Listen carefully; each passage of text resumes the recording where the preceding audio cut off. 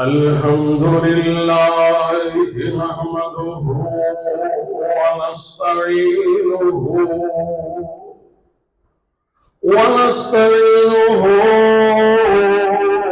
ونستغفره ونؤمن به ونتوكل عليه ونعوذ بالله من شرور أنفسنا ومن سيئات أعمالنا من يهده الله فلا مضل له ومن يضلله فلا هادي له وأشهد أن لا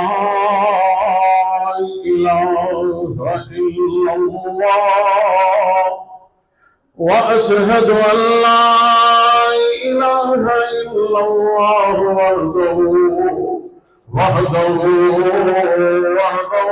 لا شريك له وحده بوحدة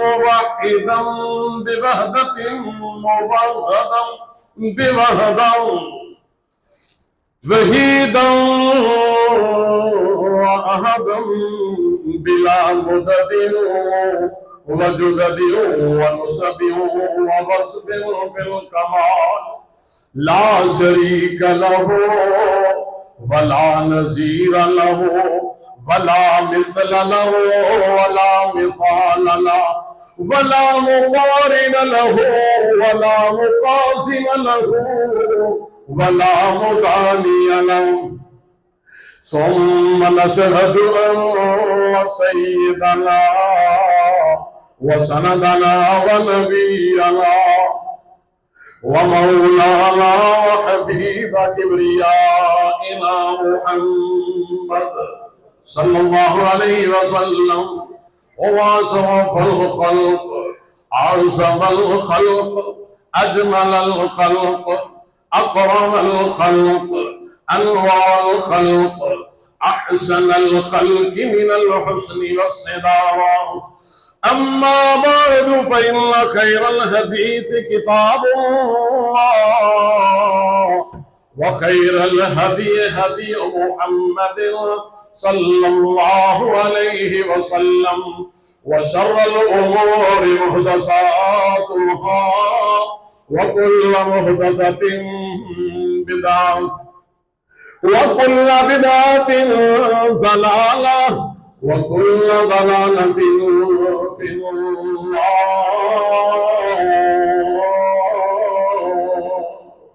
وأعوذ بالله من الشيطان الرجيم من همزه ونفخه ونفثه بسم الله الرحمن الرحيم يا أيها الذين آمنوا اتقوا الله حق تقاته ولا تموتن إلا وأنتم مسلمون يا أيها الناس اتقوا ربكم الذي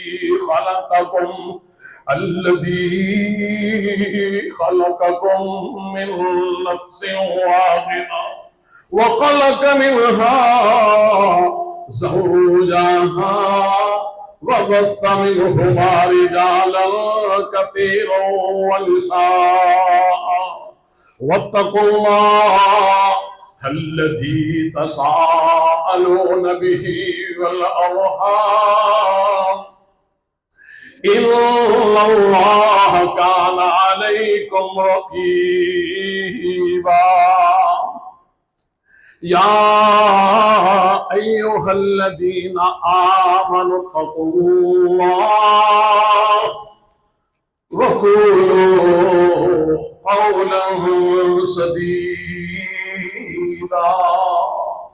يصلح لكم أعمالكم ويغفر لكم ذنوبكم ومن يطع الله ورسوله فقد فاز فوزا عظيما.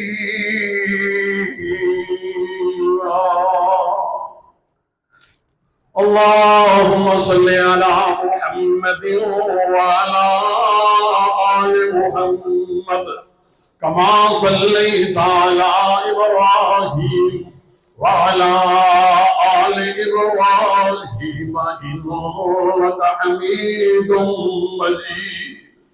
اللهم بارك على محمد وعلى آل محمد كما باركت على إبراهيم وعلى آل إبراهيم إنك حميد مجيد.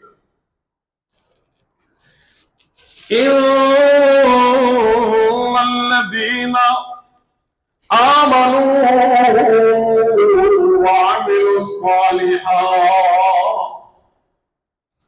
كانت لهم جنات الفردوس نزلا.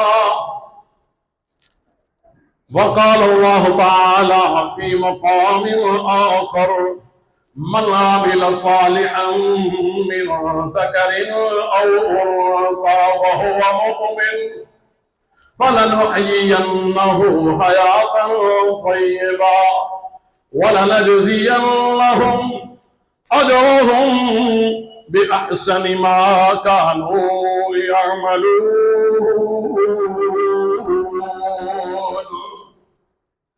إن الذين آمنوا وعملوا الصالحات بے شک وہ لوگ جو ایمان لے آئے وعملوا الصالحات اور قرآن اور حدیث کے مطابق انہوں نے اپنی زندگی گزاری کانت لہم جنات الفردوس نزلا. اس کا صلہ اس کی جزا کل قیامت کے دن اللہ کے ہاں مہمان نوازی ہوگی. اس شکل میں اللہ ان لوگوں کو جنت کا وارث بنائے گا. خالدین فیہا لا یبغون عنہا حولا. ہمیشہ ہمیشہ اس جنت میں رہیں گے. یہ چند دن کی مہمان نوازی نہیں ہوگی, چند دن کے لیے جنت نہیں دی جائے گی. لا یبغون عنہا حولا. وہ وہاں سے نکلنے کا کبھی سوچ بھی نہیں سکتے, ورنہ ایک جگہ پہ رہتے ہوئے انسانی کمزوری ہے کہ آج یہاں کل وہاں, آج گوشت کل دال, آج سبزی کل مرغی. اللہ تعالیٰ فرماتے ہیں خالدین فیہا, ہمیشہ ہمیشہ اس جنت میں رہیں گے. لا یبغون عنہا حولا. وہاں سے مکان بدلنے کی کبھی خواہش بھی پیدا نہیں ہوگی. قُلْ لَوْ كَانَ الْبَحْرُ مِدَادًا لِكَلِمَاتِ رَبِّي. اے نبی کہہ دو اگر سمندر کو سیاہی بنا دیا جائے اور جو زمین پہ درخت ہیں ان سارے درختوں کو کلمے بنا دیا جائے, تیرے رب کی تعریف, تیرے رب کی حمد, تیرے رب کی ثنا یہ لکھنی شروع کر دی جائے, سمندر کی سیاہی, سمندر کا پانی ختم ہو جائے گا, درخت کلمے ختم ہو جائیں گی, تیرے رب کی تعریف اس سے بھی لکھی نہیں جائے گی.